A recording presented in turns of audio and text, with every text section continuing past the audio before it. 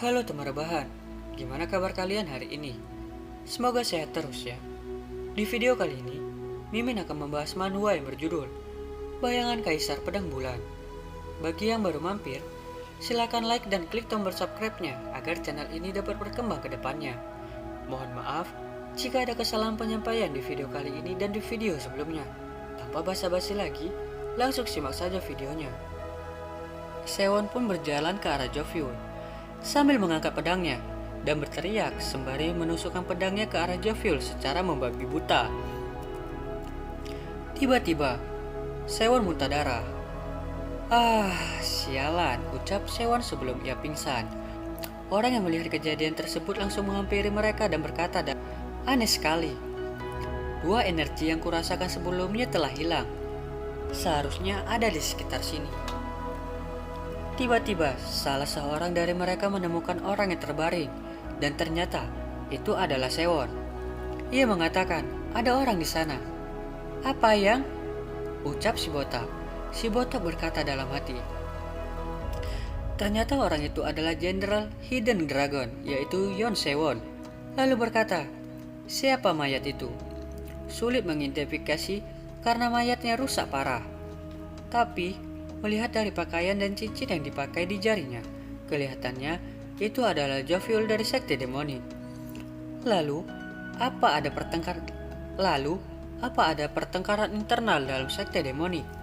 Salah satu dari si botak memeriksa si mayat dan berkata, Biksu Agung, orang ini masih hidup. Sewon berkata, tidak satupun hari berlalu di mana aku hidup seperti yang aku inginkan. Bahkan kepergianku dari Sekte Demonik. Ia teringat saat ia masih kecil, ketika ia dijual oleh ayahnya ke Sekte Demonik demi beberapa koin. Ia berkata dalam hati, orang tuaku menjualku ke Sekte Demonik karena sebuah kemiskinan mereka. Dan 10 tahun kemudian, aku terjebak di dalam gua Hidden Demon. Dan untuk bertahan di neraka itu, aku membunuh dan terus membunuh. 10 tahun telah berlalu, di tengah perselisihan dan pengkhianatan. Aku mati-matian bertahan. Tapi, aku tidak bisa mendapatkan yang benar aku inginkan dalam genggamanku. Kalau dipikir-pikir, aku tidak pernah melakukan sesuai keinginan apapun dalam hidupku. Dan pada akhirnya, aku menghadapi kematianku setelah dikhianati oleh kakak seperguruanku. Sejujurnya, ini hidup yang menyebalkan. Si botak yang melihat Sewon yang terbaring mengatakan, apa kau punya kata-kata terakhirmu? Sewon yang mendengar itu menjawab, hah? Lalu si botak kembali berkata, amin tabah, semoga kau terlahir kembali dan mencapai nirvana di akhiratmu. Sewon yang mendengar ucapan si botak menjawab dalam hati, kata terakhir, botak, jika aku punya kehidupan lainnya, aku ingin menjalani hidupku seperti yang aku mau. Tiba-tiba, terdengar bunyi cipratan air, dan terdengar suara seseorang yang mengatakan, bukankah bajingan ini menangis? Ia pasti punya mimpi buruk. Sewon yang mendengar itu terkejut dan mengatakan, apa ini? Haruskah aku membangunkannya dulu? Aku akan melakukannya. Sewon membuka mata dan melihat ada dua orang pria di hadapannya. Sewon berkata, aku jelas-jelas mati. Lalu apa ini utusan dunia bawah? Begitu ya. Jadi aku benar-benar mati. Sewon kembali menutup matanya. Lalu terdengar kembali. Seseorang berteriak dan mengatakan, oi. Sewon yang mendengar itu pun terkejut dan berkata, hah? Bajingan ini tidak bergeming sama sekali. Kenapa kau? Sewon pun tiba-tiba merasa kesakitan. Seseorang tersebut mengatakan, lekas bangun. Sewon yang merasa kesakitan karena dipukuli, mengatakan, sudah kubilang sakit. Dan akhirnya Sewon pun berteriak sambil mengatakan, sial, berhentilah memukuliku. Dan seseorang itu mengatakan, apa? Sial? Sewon terkejut dan berkata, mengapa bajingan ini membawaku berada di sini? Kau pasti ingin mati, ucap pria tersebut. Sewon berkata dalam hati, bajingan inilah yang mendorongku ke dalam gua Hidden. Tapi, aku tidak merobek anggota tubuhnya setelah itu. Pria tersebut berjalan ke arah Sewon dan berkata, "Woi bocah." Sewon yang mendengar itu berkata dalam hati, "Apa? Bocah?" Pria itu yang mendengar ucapan Sewon pun kesal dan berkata, "Coba bilang sial sekali lagi. Aku akan memotong lidahmu." Sewon yang mendengar itu pun kesal dan marah sambil berkata, "Kenapa orang gila ini memanggilku bocah?" Dan Sewon melihat ke arah pedang tersebut dan terkejut. Sewon mengatakan, "Aku seorang bocah." Lalu lelaki tersebut berteriak mengatakan, "Hei kerdil, katakan sial sekali lagi. Kutantang kau. Jadi, aku bisa memotong lidahmu."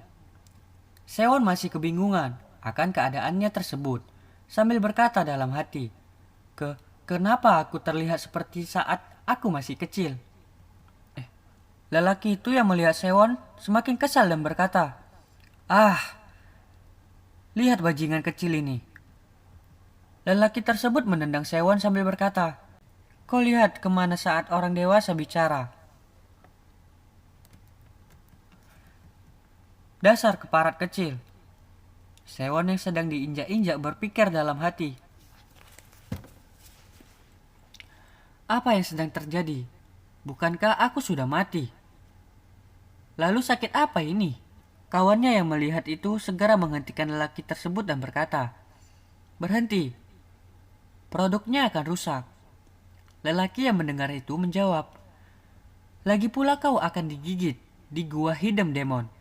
Aku akan mengakhirinya di sini."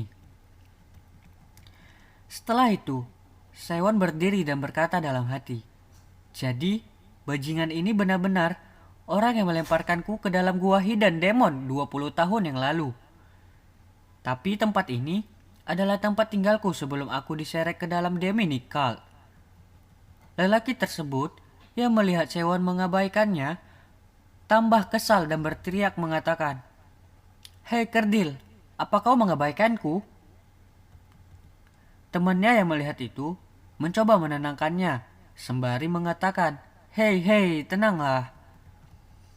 Namun Sewon mengabaikannya dan berkata dalam hati, "Tempatnya dan orang itu, mungkinkah?" Regresi.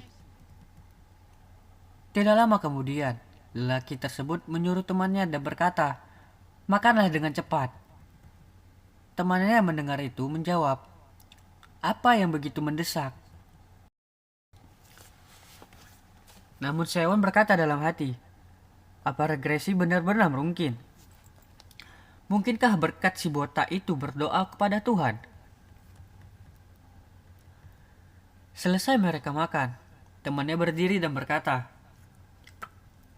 "Ada rumor kalau tetua aliansi Murim di dekat sini. Mereka bisa mengejar kita, jadi kita perlu menghapus jejak kita dan segera pergi dari sini."